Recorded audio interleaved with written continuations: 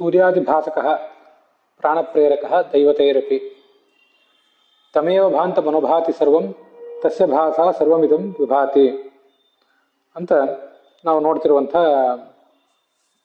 ಕಾಟಕೋಪನಿಷತ್ತಿನ ಮಂತ್ರ ಇದು. ಈ ಅದೃಶ್ಯತ್ವಾದಿ ಗುಣವುಳ್ಳದ್ದು ಯಾವುದು? ಪರಮಾತ್ಮ ಅಲ್ಲ, ಹೊರತು ಜ್ಞಾನಿಯ ಸುಖ ಅಂತ ಒಂದು ಪ್ರಶ್ನೆ ಬಂದಿತ್ತು. ಜ್ಞಾನಿಯ ಸುಖ ಇಷ್ಟೇ, ಜ್ಞಾನಿ ತತ್ವಜ್ಞಾನವನ್ನು ಪಡೆದಾದ್ಮೇಲೆ ಮುಕ್ತಿಯಲ್ಲಿ ಹೊಂದುವ ಸುಖ ಇಷ್ಟೇ ಅನ್ನುವುದು ಯಾರ ಅಳತೆಗೂ ಕೂಡ ಸಿಗುವಂಥದ್ದಲ್ಲ. ಅದ್ಭುತವಾದ ಸುಖ ಅವನಿಗೆ ಸಿಗ್ತದೆ. ಅದರಿಂದ ಅದೇ ಅದೃಶ್ಯ ಅಗ್ರಾಹ್ಯ ಅಂತ ಕೆಲವರು ಪ್ರಶ್ನೆ ಮಾಡಿದ್ರು. ಅದಕ್ಕೆ ಉತ್ತರ ಹೇಳಿದರು, ಮತ್ತು ಜ್ಞಾನಿ ಸುಖ ಹಾಗೆ ವ್ಯಕ್ತ ಆಗುವುದಲ್ಲ, ಜ್ಞಾನಿ ಸುಖ ಅದೃಶ್ಯ ಅಗ್ರಾಹ್ಯ ಆಗಿರುವುದಲ್ಲ, ಪರಮಾತ್ಮ ಅದೃಶ್ಯ ಅಗ್ರಾಹ್ಯ ಆಗಿದ್ದಾನೆ.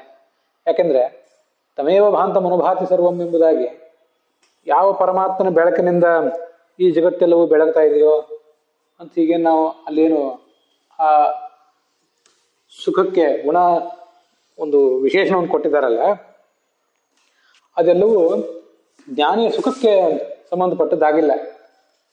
ಜ್ಞಾನಿಯ ಸುಖವನ್ನು ಅವಲಂಬಿಸಿ ಅಥವಾ ಜ್ಞಾನಿಯ ಸುಖದ ಬೆಳಕನ್ನು ಅವಲಂಬಿಸಿ ಈ ಜಗತ್ತೆಲ್ಲವೂ ಬೆಳಗ್ತಾ ಇರುವುದೇನಲ್ಲ. ಆದ್ರಿಂದ ಅದನ್ನ ಇಲ್ಲಿ ನಾವು ತಗೊಳ್ಳುವುದಲ್ಲ, ಇನ್ಯಾವುದನ್ನು ತಗೊಳ್ಬೇಕು, ಪರಮಾತ್ಮನ ಸುಖವನ್ನೇ ತಗೊಳ್ಬೇಕು ಅಂತ ಅದರ ತಾತ್ಪರ್ಯ ಆಗಿದೆ. ಈ ಹಿಂದೆ ಅದನ್ನ ನೋಡಿದ್ದೇವೆ. ಸೂರ್ಯ ಚಂದ್ರ ನಕ್ಷತ್ರಾದಿಗಳ ಬೆಳಕಿನಿಂದ ಬೆಳಗದೇ ಇರುವುದು, ಮತ್ತೆ ಆ ಸೂರ್ಯ ಚಂದ್ರ ನಕ್ಷತ್ರ, ಬೆಂಕಿ ಮತ್ತೆ ಇಡೀ ಜಗತ್ತು ಇದೆಲ್ಲವನ್ನು ಕೂಡ ಬೆಳಗುವುದು. ಈ ಎಲ್ಲ ಗುಣಗಳಿರುವುದು ಪರಮಾತ್ಮನಿಗೆ. ಅವನ ಅನುಗ್ರಹವನ್ನೇ ಸಾಧಕನಾದವನು ಪ್ರಾರ್ಥಿಸ್ತಾ ಇದ್ದಾನೆ, ಹೊರತು ಈ ಜ್ಞಾನಿಯ ಸುಖದ ಬಗ್ಗೆ ಅಲ್ಲಿ ವರ್ಣನೆ ಹೇಳ್ತಾ ಇಲ್ಲ ಅಂತ ನಾವು ನೋಡಿದ್ದೇವೆ. ಈ 128ನೇ ಗದ್ಯ ಭಾಗ ಇದು ತತ್ವಮಂಜರಿಯಲ್ಲಿ. ಅಲ್ಲಿ ತತ್ ತಸ್ಮಾತ್ ಸಾಧಾರಣ ಸುಖಶ್ರುತ್ಯ ತದನ್ಯವಾಚಕತೆಯ ಪತೀತೈ ಅನ್ನುವ ವಾಕ್ಯದ ಅರ್ಥವನ್ನ ಈಗ ನೋಡ್ಬೇಕು. ಸುಖ ಅಂತ ಶಬ್ದ ಇದೆ, ಆದ್ರಿಂದ ಸಾಧಾರಣ ಸುಖಶ್ರುತ್ಯ, ಸುಖ ಅನ್ನುವುದು ಪರಮಾತ್ಮನ ಸುಖವನ್ನು ಹೇಳ್ತದೆ, ಜ್ಞಾನಿಯ ಸುಖವನ್ನು ಹೇಳ್ತದೆ. ಪರಮಾತ್ಮನ ಸುಖದಲ್ಲಿಯೂ ಜ್ಞಾನಿಯ ಸುಖದಲ್ಲಿಯೂ ಈ ಸುಖ ಎಂಬ ಶಬ್ದ ಸಾಧಾರಣ.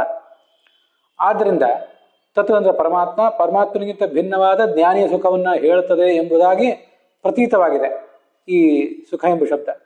ಮತ್ತೆ ಉಳಿದೆಲ್ಲ ಶಬ್ದಗಳು ಕೂಡ, ಅದೃಶ್ಯ ಅಗ್ರಾಹ್ಯ ಇತ್ಯಾದಿ ಶಬ್ದಗಳು ಕೂಡ ಇತ್ತದೇತ ಶಬ್ದೈ ಆನುಕೂಲ್ಯೇನ ಗೃಹ್ಯಮಾಣ ನಿಷ್ಠೈ, ಅವೆಲ್ಲ ಯಾರಲ್ಲಿವೆ, ಯಾರನ್ನು ಪ್ರತಿಪಾದನೆ ಮಾಡ್ತಾ ಇವೆ ಅಂದ್ರು ಪರಮಾತ್ಮನನ್ನೇ ಪ್ರತಿಪಾದನೆ ಮಾಡ್ತಾ ಇವೆ. ಅವನು ಆನುಕೂಲ್ಯೇನ ಗೃಹ್ಯಮಾಣ ಅಂದ್ರೆ ಜ್ಞಾನಕ್ಕಾಗಿ ಪ್ರಾರ್ಥ್ಯಮಾನ ಅಂತ ಅರ್ಥ. ಗೃಹ್ಯಮಾಣ ಅಂದ್ರೆ ತಿಳಿಯಲ್ಪಟ್ಟವನು, ಪ್ರಾರ್ಥಿಸಲ್ಪಟ್ಟವನು ಅಂತ ಅರ್ಥ. ಆನುಕೂಲ್ಯೇನ ಅಂದ್ರೆ ನಮಗೆ ಅನುಕೂಲನಾಗುವ, ನಮಗೆ ಅಜ್ಞಾನವನ್ನು ನಿವಾರಿಸಿ ಜ್ಞಾನವನ್ನು ಕೊಡುವ ಅಂತ ಆ ಪರಮಾತ್ಮನನ್ನ ಪ್ರಾರ್ಥನೆ ಮಾಡುವ ಪ್ರಸಂಗ ಇದೆ. ಆದ್ರಿಂದ ನಮಗೆ ಅನುಕೂಲನಾಗುವ ಎಂಬುದಾಗಿ ಗೃಹ್ಯಮಾನನಾದವನು, ಪ್ರಾರ್ಥಿಸಲ್ಪಟ್ಟವನು ಪರಮಾತ್ಮ. ಅವನಲ್ಲಿ ಇರುವಂತಹ ಸರ್ವೈಹಿ ಎಲ್ಲಾ ಶಬ್ದಗಳಿಂದಲೂ ಈ ಭಗವಂತನೇ ಏಕಃ ಜನಾರ್ದನ ಮುಖ್ಯವಾಗಿ ಅವನೇ ವಾಚ್ಯನಾಗಿದ್ದಾನೆ, ಹೊರತು ಈ ಜ್ಞಾನಿಯ ಸುಖ ಇತ್ಯಾದಿ ಯಾವುದು ಕೂಡ ವಾಚ್ಯ ಅಲ್ಲ ಅಂತ ಅದರ ತಾತ್ಪರ್ಯ. ವ್ಯವಹಿತ ಪರಾಮರ್ಶನ ನಪುಂಸಕ ಕ್ಲೇಶಾದಿನ ವಿನ ವಾಚ್ಯ ಅಂತ ರಾಘವೇಂದ್ರ ಸ್ವಾಮಿಗಳು ಒಂದು ಯುಕ್ತಿಯನ್ನ ಅಲ್ಲಿ ಸೂಚಿಸಿದ್ದಾರೆ. ಆ ಯುಕ್ತಿಯ ಅರ್ಥವನ್ನು ಹೀಗೆ ನೋಡೋಣ. ಪ್ರಶ್ನೆ ಮಾಡುವವರು ಇದೆಲ್ಲವೂ ಕೂಡ ಜ್ಞಾನಿಯ ಸುಖದ ವರ್ಣನೆ ಹೊರತು ಪರಮಾತ್ಮನ ವರ್ಣನೆ ಅಲ್ಲ ಅಂತ ಆಕ್ಷೇಪ ತೆಗೆದಿದ್ರು. ಆದರೆ ಜ್ಞಾನಿಯ ಸುಖದ ವರ್ಣನೆ ಇದು ಅಂತ ಹೇಳುವವರಿಗೆ ಅನೇಕ ಸಮಸ್ಯೆಗಳಿವೆ. ಏನವು ಸಮಸ್ಯೆಗಳು? ವ್ಯವಹಿತ ಪರಾಮರ್ಶನ ಅಂತ ಒಂದು, ಮತ್ತೊಂದು ನಪುಂಸಕ ಅಂತ ಇದಿನ್ನೊಂದು ಅರ್ಥ. ನಪುಂಸಕ ಲಿಂಗ ಶಬ್ದ, ಒಂದ್ ಕಡೆ ನಪುಂಸಕ ಲಿಂಗ ಶಬ್ದ ಇದೆ, ಒಂದ್ ಕಡೆ ಪುಲ್ಲಿಂಗ ಶಬ್ದ ಇದೆ. ಅದೇನು ಅನ್ನೋದನ್ನು ಹೀಗೆ ನೋಡೋಣ. ಈ ಕಾಟಕೋಪನಿಷತ್ತಿನ 2ನೇ ಅಧ್ಯಾಯದ 2ನೇ ವಲ್ಲಿಯಲ್ಲಿ 12ನೇ ಸೂತ್ರ, 12ನೇ ಮಂತ್ರ ಅದು. ಏಕೋ ವಶಿ ಸರ್ವಭೂತಾಂತರಾತ್ಮ ಏಕಂ ರೂಪಂ ಬಹುಧಾ ಯಃ ಕರೋತಿ ತಮಾತ್ಮಸ್ಥಂ ಏನು ಪಶ್ಯಂತಿ ಧೀರಾಃ ತೇಷಾಂ ಸುಖಂ ಶಾಶ್ವತಂ ನೇತರೇಷಾಂ ಅಂತ. ಎಲ್ಲವನ್ನೂ ತನ್ನ ವಶದೊಳಗಿಟ್ಕೊಂಡಿರುವಂತಹ ಅನೇಕ ರೂಪಗಳನ್ನು ತಾಳಬಲ್ಲಂತಹ ಆ ಪರಮಾತ್ಮನನ್ನ ತಮ್ಮ ಹೃದಯ ಕಮಲದಲ್ಲಿ ಯಾರು ಕಾಣ್ತಾರೋ ಅವರಿಗೆ ಶಾಶ್ವತವಾದ ಸುಖ ಅಂತ. ಹೀಗೆ ಜ್ಞಾನಿಯ ಸುಖವನ್ನ ಅಲ್ಲಿ ವರ್ಣನೆ ಮಾಡಿದ್ದಾರೆ. ಇದು ಜ್ಞಾನಿಯ ಸುಖದ ಬಗ್ಗೆ ವರ್ಣನೆ ಬಂದಿರುವುದು 12ನೇ ಮಂತ್ರದಲ್ಲಿ. ಇನ್ನು ಮುಂದೆ ಅದಾದ ಬಳಿಕ 13ನೇ ಮಂತ್ರವನ್ನು ದಾಟಿ 14ನೇ ಮಂತ್ರದಲ್ಲಿ ತದೇ ತದಿತಿ ಮನ್ಯಂತೆ ಅನಿರ್ದೇಶ್ಯಂ ಪರಂ ಸುಖಂ ಅಂತ ಮಂತ್ರ ಇದೆ. ಅಲ್ಲೂ ಸುಖ ಅಂತ ಶಬ್ದ ಇದೆ. ಈ ಸುಖ ಎಂಬ ಶಬ್ದ ಬಂದಿರುವುದರಿಂದ ಇದು ಜ್ಞಾನಿಯ ಸುಖ ಅಂತ ಇವರು ಪ್ರಶ್ನೆ ಮಾಡುವವರು ತಿಳ್ಕೊಂಡಿದ್ದಾರೆ. 12ನೇ ಮಂತ್ರದಲ್ಲಿ ಜ್ಞಾನಿಯ ಸುಖದ ಬಗ್ಗೆ ಬಂದಿದೆ. ಇದು ಅನಿರ್ದೇಶವಾಗಿದೆ, ನಮಗೆ ತಿಳಿಯಲ್ಪಡುವಂಥದ್ದಲ್ಲ, ಅದನ್ನು ನಾವು ತಿಳಿಯುವುದು ಹೇಗೆ ಎಂಬ ಪ್ರಾರ್ಥನೆ ಇದೆಲ್ಲ ಇರುವುದು 14ನೇ ಮಂತ್ರದಲ್ಲಿ. ಮಧ್ಯ 13ನೇ ಮಂತ್ರ ಒಂದು ತೊಡಕಾಗಿದೆ. ಇಷ್ಟು ದೂರದಲ್ಲಿರುವಂತಹ ಜ್ಞಾನಿಯ ಸುಖದ ಬಗ್ಗೆ 12ನೇ ಮಂತ್ರದಲ್ಲಿ ವರ್ಣಿಸಲ್ಪಟ್ಟ ಜ್ಞಾನಿಯ ಸುಖದ ಬಗ್ಗೆ 14ನೇ ಮಂತ್ರವೂ ಹೇಳ್ತದೆ ಅಂದ್ರೆ ಹೇಗೆ? 14ನೇ ಮಂತ್ರ ಬೇರೆ ವಿಷಯವನ್ನೇ ಹೇಳ್ತದೆ ಅಂತ ಹೇಳಬೇಕಾಗ್ತದೆ. ಯಾಕೆ? ನಡುವಿರುವಂತಹ 13ನೇ ಮಂತ್ರ ಏನು ಹೇಳ್ತದೆ? ನಿತ್ಯೋ ನಿತ್ಯಾನಾಂ ಚೇತನಶ್ಚೇತನಾನಾಂ ಏಗೋ ಬಹೂನಾಂ ಯೋ ವಿದಧಾತಿ ಕಾಮಾನ್ ತಮಾತ್ಮಸ್ಥಂ ಏನು ಪಶ್ಯಂತಿ ಧೀರಾಹ ತೇಷಾಂ ಸುಖಂ ಶಾಶ್ವತಂ ನೇತರೇಷಾಂ. ಅಲ್ಲೂ ಕೂಡ ತೇಷಾಂ ಸುಖಂ ಅಂತ ಬಂದಿದೆ. ಪರಮಾತ್ಮ ನಿತ್ಯರಲ್ಲಿ ನಿತ್ಯ, ಚೇತನರಲ್ಲಿ ಚೇತನ, ಅನೇಕರಲ್ಲಿ ಒಬ್ಬ ಅವನನ್ನು ಯಾರು ಕಾಣ್ತಾರೋ ಅವರಿಗೆ ಸುಖ ಅಂತ ಬಂದಿದೆ. ಹೀಗೆ 12ನೇ ಮಂತ್ರದಲ್ಲಿಯೂ ಬಂದಿದೆ, 13ನೇ ಮಂತ್ರದಲ್ಲಿಯೂ ಬಂದಿದೆ ಆ ಜ್ಞಾನಿಯ ಸುಖದ ಬಗ್ಗೆ ವರ್ಣನೆ. ನಾನು 12ನೇ ಮಂತ್ರದಲ್ಲಿ ಮಾತ್ರ ಅಂತ ಹೇಳಿದೆ, ಅಲ್ಲಿ ಮಾತ್ರ ಅಲ್ಲ, 13ನೇ ಮಂತ್ರದಲ್ಲಿಯೂ ಬಂದಿದೆ. ಮುಂದೆ 14ನೇ ಮಂತ್ರದಲ್ಲಿ ಈ ಮತ್ತೆ ಸುಖ ಅಂತ ಏನು ಬಂತಲ್ಲ, ಅದನ್ನ ಜ್ಞಾನಿಯ ಸುಖ ಅಂತ ತಿಳ್ಕೊಂಡ್ರು ಈ ಪೂರ್ವಪಕ್ಷ ಮಾಡುವರು. ಆದರೆ 12, 13 ಈ ಎಲ್ಲ ಮಂತ್ರಗಳಾದ ಬಳಿಕ 14ನೇ ಸೂತ್ರದಲ್ಲಿ ಇರುವ ವರ್ಣನೆ ಅದು ಜ್ಞಾನಿಯ ಸುಖದ ಬಗ್ಗೆ ವರ್ಣನೆ ಅಂತ ನೀವು ತಿಳ್ಕೊಂಡ್ರೆ ಅದು ವ್ಯವಹಿತ ಆಗಿಬಿಡುತ್ತೆ. ವ್ಯವಹಿತ ಆಗುವುದು ಅಂದ್ರೆ ಹಿಂದೆ ಬಂದದ್ದು, ಹಿಂದೆ ಆಗಿ ಹೋದಂತಹ ವಿಷಯದ ಬಗ್ಗೆ ಅದು ಮತ್ತೆ ನೀವು ಹೇಳ್ತಾ ಇದ್ದೀರಿ ಅಂತ ಆಯ್ತು. ವ್ಯವಹಿತವಾದ 2 ಮಂತ್ರಗಳಲ್ಲಿ ಹಿಂದೆ ಸಾಗಿ ಹೋದಂತಹ, ದಾಟಿ ಹೋದಂತಹ ವಿಷಯವನ್ನ ಮತ್ತೆ ನೀವು ಪರಾಮರ್ಶನೆ ಮಾಡ್ಕೋತಾ ಇದ್ದೀರಿ. ಮತ್ತೆ ನಿಮಗೆ ನಪುಂಸಕ ಲಿಂಗ ಎಂಬುದು ನಿಮಗೆ ತೊಂದರೆ ಕೊಡ್ತದೆ. ಒಂದ್ ಕಡೆ ನಪುಂಸಕ ಲಿಂಗ ಇದೆ, ಒಂದ್ ಕಡೆ ಪುಲ್ಲಿಂಗ ಇದೆ. ಅನಿರ್ದೇಶ್ಯಂ ಪರಂ ಸುಖಂ ಎಂಬಲ್ಲಿ ನಪುಂಸಕ ಲಿಂಗ ಇದೆ. ಆದ್ರೆ ಮುಂದೆ ಮತ್ತೆ ತಮೇವ ಭಾಂತ ಮನುಭಾತಿ ಸರ್ವಂ ತಸ್ಯ ಭಾಷಾ ಸರ್ವಮಿದಂ ತಪತಿ ಅಂತ 15ನೇ ಮಂತ್ರದಲ್ಲಿ ತಮ್ಮಂತ ಪುಲ್ಲಿಂಗ ಇದೆ. ಹಿಂದೆ ನಪುಂಸಕ ಲಿಂಗ ಇದೆ, ಈಗ ಪುಲ್ಲಿಂಗ ಇದೆ. ಇದು ನಿಮಗೆ ಕ್ಲೇಶ ಕೊಡ್ತದೆ, ಕ್ಲೇಶದಾಯಕ ಇದೆ. ಜ್ಞಾನಿಯ ಸುಖವನ್ನೇ ಇಲ್ಲಿ ವರ್ಣಿಸುವುದಾಗಿದ್ರೆ ತಮೇವ ಭಾಂತಂ ಅನುಭಾತಿ ಸರ್ವಂ ಅಂತ ಹೇಳ್ತಿರ್ಲಿಲ್ಲ. ತದೇವ ಭಾಂತಂ ಅನುಭಾತಿ ಸರ್ವಂ ತಸ್ಯ ಭಾಷಾ ಸರ್ವಮಿದಂ ವಿಭಾತಿ ಅಂತ ಹೇಳ್ತಿದ್ರು.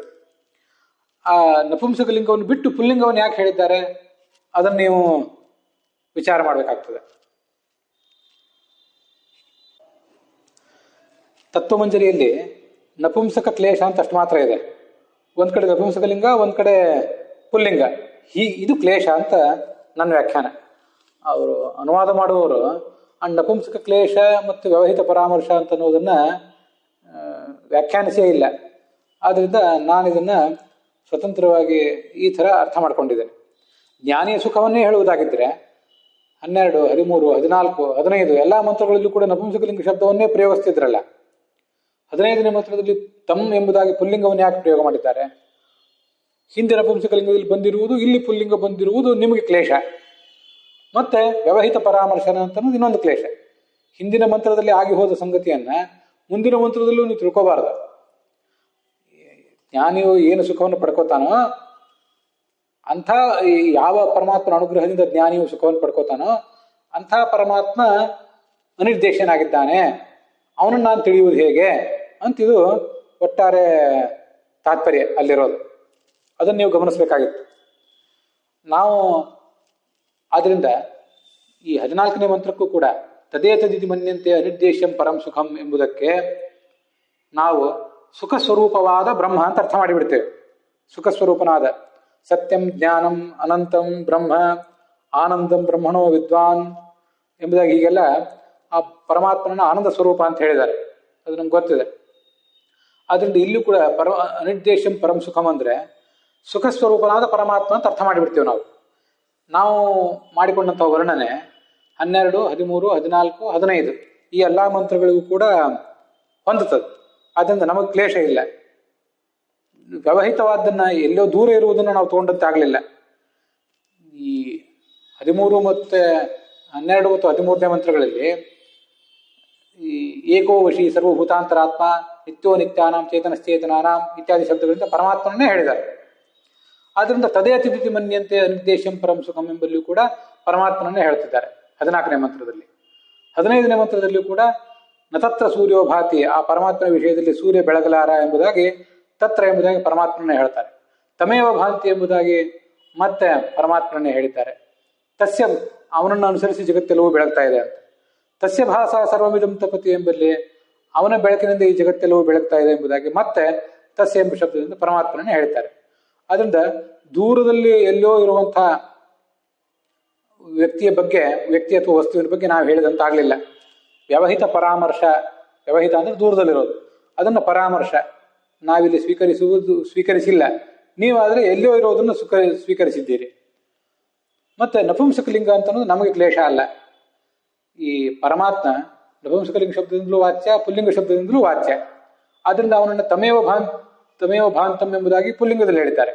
ಅನಿರ್ದೇಶ್ಯಂ ಪರಂ ಸುಖಂ ಎಂಬುದಾಗಿ ನಪುಂಸಕಲಿಂಗದಲ್ಲಿ ಹೇಳಿದ್ದಾರೆ. ಆದರೆ ಜ್ಞಾನಿಯ ಸುಖ ಕೇವಲ ನಪುಂಸಕಲಿಂಗದಿಂದ ವಾಚ್ಯ, ಪುಲ್ಲಿಂಗದಿಂದ ಅದು ವಾಚ್ಯ ಅಲ್ಲ. ಅದು ನಿಮಗೆ ಕ್ಲೇಶದಾಯಕ ಆಗ್ತದೆ ಅಂತ ಅಭಿಪ್ರಾಯ. ಹೀಗೆ ಪರಮಾತ್ಮನೇ ಮುಖ್ಯತಃ ವಾಚ್ಯ, ಪರಮಾತ್ಮನೇ ಮುಖ್ಯವಾಗಿ ವಾಚ್ಯನಾಗಿದ್ದಾನೆ. ಹೇಗೆ ವ್ಯವಹಿತವಾದ ವಸ್ತುವಿನ ಪರಾಮರ್ಶವಿಲ್ಲದೆ, ನಪುಂಸಕಲಿಂಗದ ಕ್ಲೇಶವಿಲ್ಲದೆ ಅವನು ವಾಚ್ಯನಾಗಿದ್ದಾನೆ ಮುಖ್ಯತಃ ಈ ಎಲ್ಲ ಶಬ್ದಗಳಿಂದ ಅಂತ ಅದರ ಅಭಿಪ್ರಾಯ ಆಗ್ತದೆ.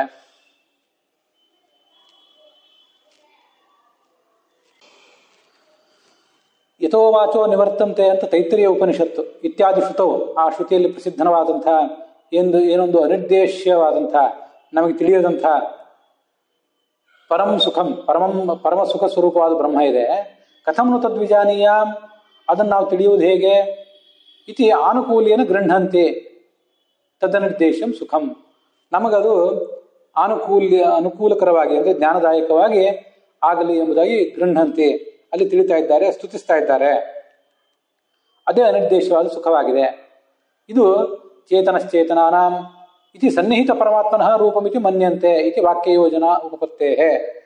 ನಿತ್ಯೋ ನಿತ್ಯಾನಾಂ ಚೇತನಶ್ಚೇತನಾನಾಂ ಅಂತ 13ನೇ ಮಂತ್ರ.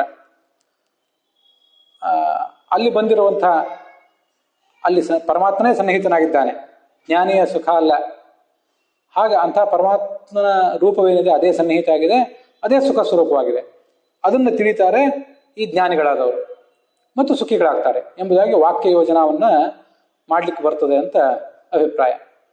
ಅಲ್ಲಿಗೆ ಇವತ್ತಿನ ಈ ಭಾಗ ಸಮಾಪ್ತವಾಗಿದೆ.